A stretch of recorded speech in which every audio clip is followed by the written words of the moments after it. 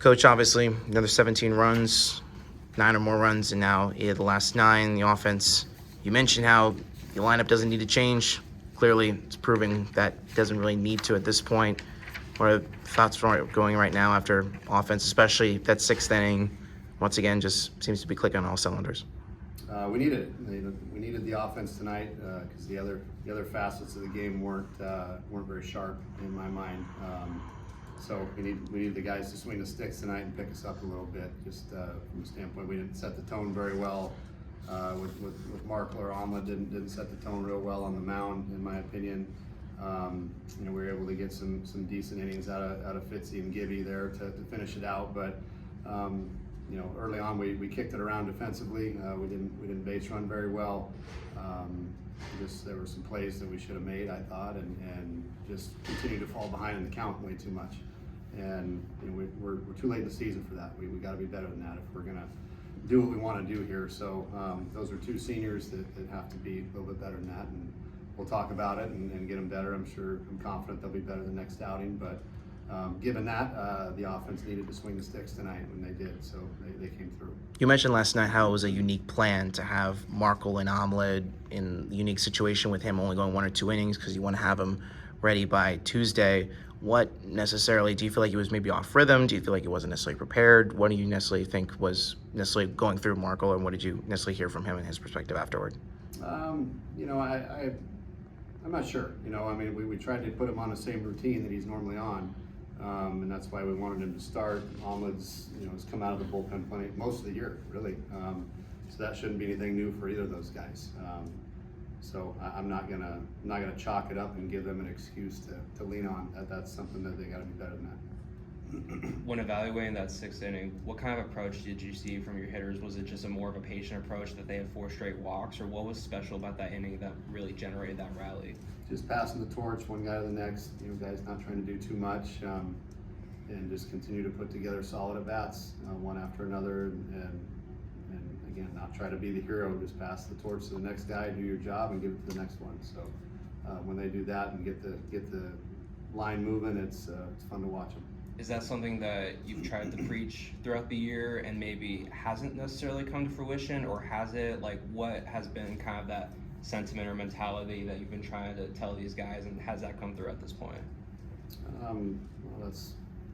We've been talking about all year, on doing that type of stuff. And some baseball is a sport to where you just can't talk it into existence. You have to go out and put it into action, and you're not going to do it every night. It's not going to be perfect every night, but as a whole, that's what we tried to preach to these guys: is just solid at bats. Do what you do and pass it to the next guy. And when we get in trouble, it's when we try to do too much, for the most part. So as of late, obviously, it's been working out just fine. 8 out of 9 starters with at least a base hit. How good does it feel knowing that in the bottom of the lineup you can count on those guys to deliver when they're up to the plate? It's been big, and you can't just always rely on the same 2 or 3 guys every night. And so when we have that lineup that's stretched out 1 through 9, guys that can do damage and put together good at bats, that rolls it over with it's nice when Campy comes up with guys on base, versus the base is empty every time. So very, very good offense when you have guys at the bottom that are able to be on base for the guys at the top, and vice versa. So Steven Ondina, big bunt there in the 8th to get a rally going, to put up a couple insurance runs, and that game's still, you don't feel real comfortable on a night like tonight, even with a 4 or 5 run lead. So just starting off the 9th inning there with a nice drag bunt and getting on base, those little things are going to pay dividends hopefully down the stretch here. What are the improvements that you've seen from Fitzpatrick and Giblin specifically in the pen? Obviously, both of them coming in, like you said, and maybe closer than what you wanted to be situations, but both coming through with your offense being able to take advantage of insurance. What can you say about what the bullpen looked like tonight, and how you hope those 2 at least carry it going forward with the must-win games going forward?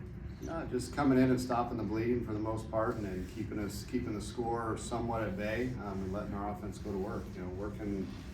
Working fast and getting off the field defensively is big, and you do that by throwing a lot of strikes, working ahead, smart with your pitches and efficient with your pitches, and I think those two guys as of late have been doing a really good job of that. So, you know, again, those two guys coming in and those middle innings and just giving us a chance to get off the field, get our offense back to work, and try to put together a rally is, you know, it's big. The more frequently we can do that and not spend a long time on defense and get back and go to work on offense is usually beneficial.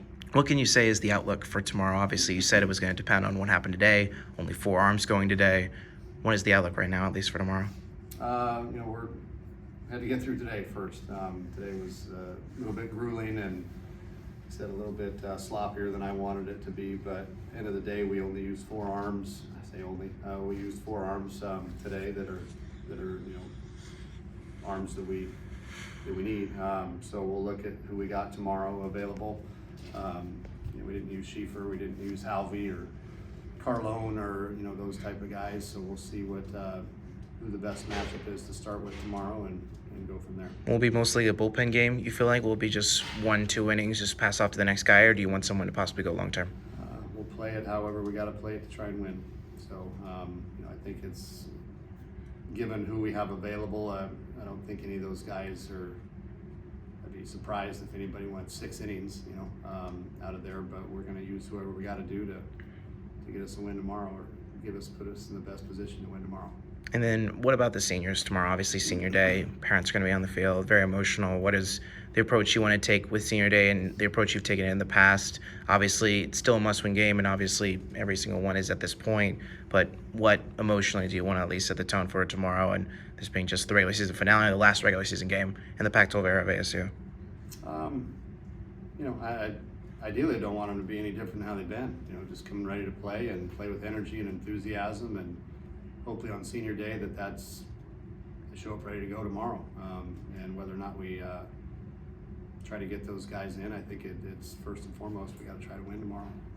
But I imagine it'll be an emotional day for a lot of those guys. It'll be a little emotional for me too. You know, for the effort that those guys have put in, and you know, I know some of them will probably get an opportunity to move on and continue playing, and some won't. And you know, and when things come to an end, it's you know, that's kind of a emotional time, you know, for those guys, and obviously for me as well. So you know, but to a man, every senior that we have has put in tremendous effort, and you know, I put my stamp of approval on every single one of those guys tomorrow, on my reputation, on their work ethic, and what type of teammate they are. It was announced before that you guys are trying to get Burns ready for the Pac-12 tournament. Any updates on that front, good or bad, on his recovery? Yeah, I mean, I'm glad you asked that, because I know I've been, we've wanted to get him, you know, in these games, you know, against Stanford that weekend potentially, and then maybe this weekend potentially. Ball's coming out a lot better, and it's starting to get there. So I don't anticipate him throwing tomorrow, but we are going to do a heavy bullpen tomorrow and see where he's at, and really try to cut it loose and see where it goes from there. And if that goes well, then we were going to try to do live hitters one time before the tournament, just so we can see hitters, but we may not have that luxury. We might just throw him right in the fire. But if there's one kid that can handle that, it's Tommy. So assuming he feels good and no setbacks tomorrow, then I'm hoping he'll be available at least in some capacity next week. For fans who maybe not have seen him in the last month and a half while he's been injured, how important is it for this rotation to have Burns, considering the amount of length and growth that he had, even for being a true freshman in that first month and a half? How big is he going to be if he comes back? Well, I mean, he's not going to come back in the role that he was at the beginning of the year, where he was a starter that gave us 5-6 innings. If we play long enough, maybe he gets to that point. But you know, we'll take it one step at a time and try to build him up if we can. But you know, having that another starter is you guys see it. Like, when we have good starting pitching that gets us through 5 or 6, everything else falls into place, and we're able to manage it so much better. But when you have, you know, short starts, and then you tax your bullpen early and go into, you know, those arms too early, it kind of puts you at a disadvantage the rest of the weekend and those type of things. But so that's the importance of having that that big time weekend guy for you that gives you length. It sets everybody else up and puts them where they're supposed to be, and you don't have to overuse those guys. But yeah, I mean, I think when we're looking at, we'll take what we can get out of Tommy at this point. If we can get 1 or 2 innings out of him, or during this conference tournament, we'd be happy. We'll just have to try to pick and choose when we need those innings. Thank you, Coach. Thank you, Coach.